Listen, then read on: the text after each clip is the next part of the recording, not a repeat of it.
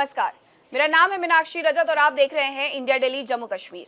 आज जम्मू कश्मीर से जुड़ी हुई एक ऐसी खबर मैं आपको बताने जा रही हूं जिसे सुनकर के आप भी चौंकेंगे, क्योंकि अभी तक बात यह थी कि पहलगाम में जो अटैक हुआ था वो लश्कर के आतंकियों ने किया था। लेकिन लश्कर के आतंकियों ने इस अटैक को करने से पहले हमास के आकाओं से मुलाकात की थी, हमास के कई कमांडर से मुलाकात की थी। अब ये कैसा उनका गठजोड़ सामने आया है और इसके पीछे का पूरा झोल क्या है वो मैं आपको समझाती हूँ।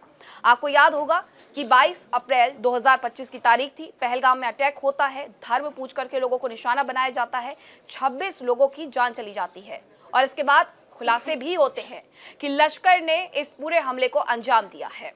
उसके बाद ऑपरेशन सिंदूर में पाकिस्तान को धूल भी चटाई गई थी भारत की तरफ से, लेकिन अब एक बड़ा बयान सामने आया है और ये बयान किसने दिया है मैं आपको बताती हूँ। ये बयान दिया है पाकिस्तान मरकजी मुस्लिम लीग यानी PMML के कमांडर फैजल नदीम की तरफ से। उसने बताया है कि उसने 2024 में कतर की राजधानी दोहा में मुलाकात की थी हमास के कमांडर से। अब आप ये समझेंगे कि ये तो एक राजनीतिक नेता है, अगर इसने मुलाकात की थी तो इससे क्या फर्क पड़ जाता है। तो आप ये जान लीजिए कि ये जो पाकिस्तान मरकजी मुस्लिम लीग यानी PMML है, ये लश्कर का ही एक राजनीतिक मुखौटा है। अब पाकिस्तान की हरकतें और ताकतें किस तरीके से आतंकी संगठन को एक पाकिस्तान की चुनावी रणनीति बनाने वाली पार्टी में बदल सकती है, इससे हम बहुत अच्छे से वाकिफ हैं। वहां के नेताओं को पूरी इजाजत होती है कि आप आतंक का समर्थन करिए और अगर आप आतंक का समर्थन नहीं कर रहे हैं, आप आतंक के आका बनकर के बैठे हुए हैं पाकिस्तान में, तो कोई बात नहीं, आप आइए और आप आकर के एक पार्टी बना लीजिए। और यही किया गया लश्कर तैयबा की तरफ से।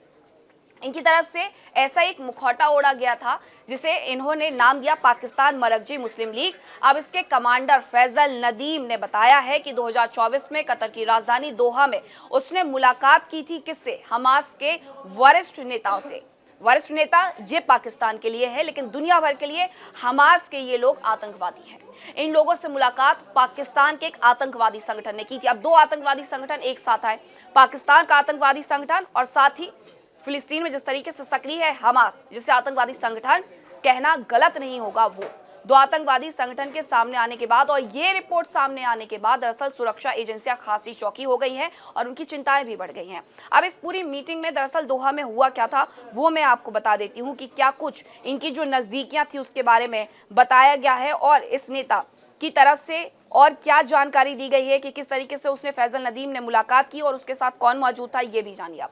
फैजल नदीम ने जब हमास के इन आतंक के आकाओं से मुलाकात की थी तो इसमें सैफुल्लाह कसूरी भी मौजूद था और कसूरी को जम्मू कश्मीर के आतंकी हमले का मास्टरमाइंड माना जाता है। इसीलिए मैं कह रही हूं कि किस तरीके से दो आतंकवादी संगठन एक साथ आए और उन्होंने पहलगाम में जो हमला हुआ उसके बाद की पटकथा को लिखा था।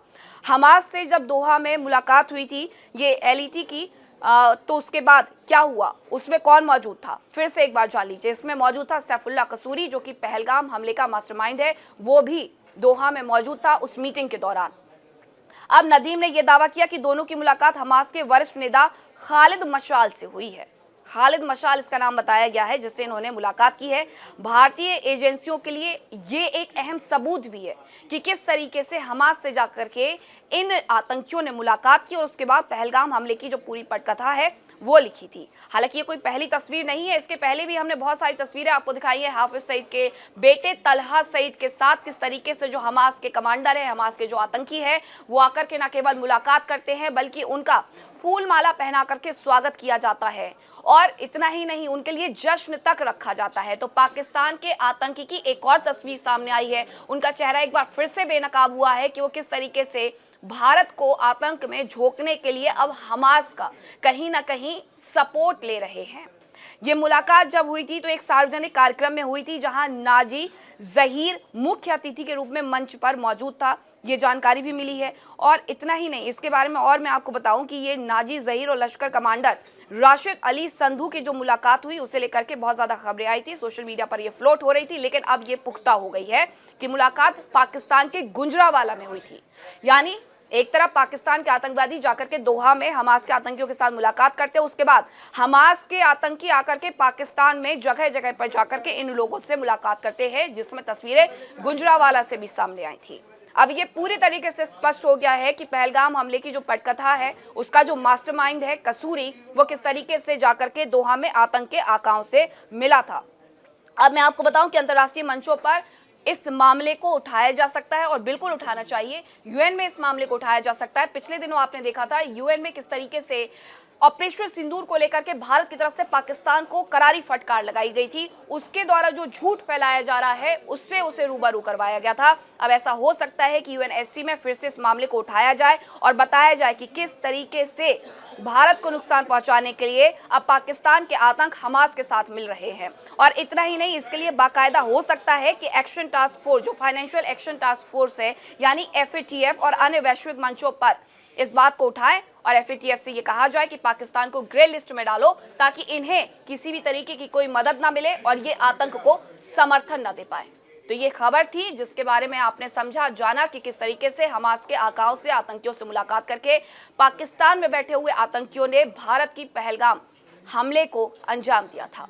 अगर आपको ये खबर पसंद आई तो please like, share, comment and subscribe, और साथ ही कहीं मत जाइएगा, बने रहिए इंडिया डेली जम्मू कश्मीर के साथ ऐसी तमाम खबरों के लिए। नमस्कार।